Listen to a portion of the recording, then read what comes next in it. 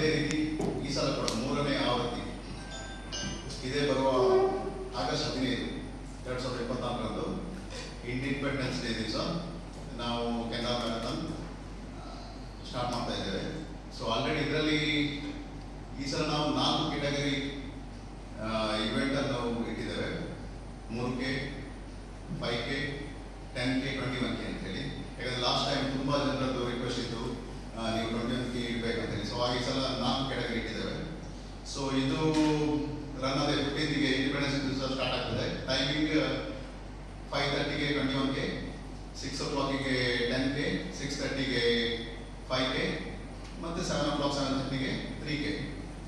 So venue ಅದೇ ನಮ್ಮದು Canara bank circle office ಮಣಿಪಾಲಲ್ಲಿ ಸ್ಟಾರ್ಟ್ ಆಗ್ತದೆ ಇದು. ಸೊ ಇದಕ್ಕೆ ಈ ಸಲ ಸ್ಪೆಷಲ್ ಅಟ್ರಾಕ್ಷನ್ ಆಗಿ ನಾವು ಮಕ್ಕಳಿಗೆ ಶಾಲಾ ಮಕ್ಕಳಿಗೆ PUC ವರೆಗೆ ಒಂದು ಸ್ಟೂಡೆಂಟ್ ಕೆಟಗರಿ ಅಂತ ಇಟ್ಟಿದ್ದೇವೆ. ಸೊ ಮಕ್ಕಳನ್ನು ಪ್ರಮೋಟ್ ಮಾಡುವಂತ ಹೇಳಿ ಇದಕ್ಕೆ ಸ್ಪೋರ್ಟ್ಸಿಗೆ.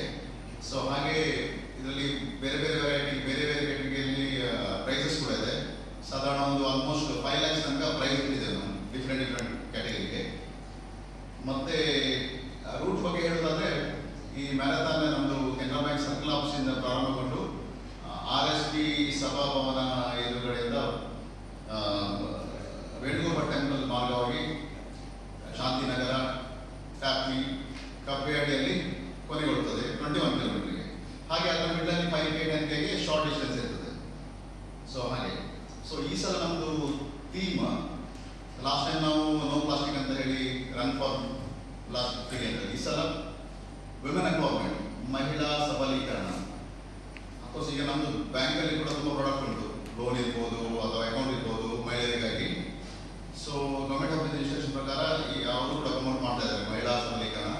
ಸೊ ಈ ಸಲ ನಾವು ರನ್ ಫಾರ್ ವುಮನ್ ಎಂಪವರ್ಮೆಂಟ್ ಅಂತ ಹೇಳಿ ಆ ಥೀಮಿಗಾಗಿ ನಾವು ಆರ್ಗನೈಸ್ ಮಾಡ್ತಾ ಇದ್ದೇವೆ. ಸೊ ಈ ಸಲ ನಾವು ಪಾರ್ಟಿಸಿಪೇಷನ್ ಒಂದು 5,000 ಪಾರ್ಟಿಸಿಪೇಷನ್ ಎಕ್ಸ್ಪೆಕ್ಟ್ ಮಾಡ್ತಾ ಇದ್ದೇವೆ. ಸೊ ನಾವು ಅದೇ ಸಾರ್ವಜನಿಕರಲ್ಲಿ ವಿನಂತಿ ಮಾಡ್ತಾ ಇದ್ದೇವೆ. ರಿಜಿಸ್ಟ್ರೇಷನ್ ಆಲ್ರೆಡಿ ಸ್ಟಾರ್ಟ್ ಆಗಿದೆ.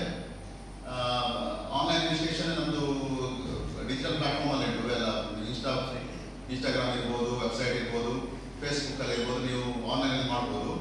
ಅಥವಾ ನಾವು ಯಾವುದೇ ನಗರದ ಶಾಖೆಗಳಿಗೆ ಭೇಟಿ ಕೊಟ್ಟು ಅಲ್ಲಿ ಕೂಡ ಮಾಡ್ಬೋದು. ಅಲ್ಲಿ ಕೂಡ ಎಲ್ಲ ಹೌದು ಮ್ಯಾನ್ಯಲಿ ಮಾಡ್ಬೋದು. ಸೊ ನಾವು ಅದೇ ಸಾರ್ವಜನಿಕರಲ್ಲಿ ವಿನಂತಿ ಎಲ್ಲರೂ ಕೂಡ ಇದರಲ್ಲಿ ಆಕ್ಟಿವ್ ಪಾರ್ಟಿಸಿಪೇಟ್ ಮಾಡಿ. ಇದೊಂದು ಸ್ಪೋರ್ಟ್ಸ್ ಇವೆಂಟ್ ಮತ್ತು ಒಳ್ಳೆ ಥೀಮ್ ಇರುವಂಥದ್ದು ಇವೆಂಟ್. ಸೊ ಇದನ್ನೊಂದು ಗ್ರ್ಯಾಂಡ್ ಸಕ್ಸಸ್ ಮಾಡಬೇಕು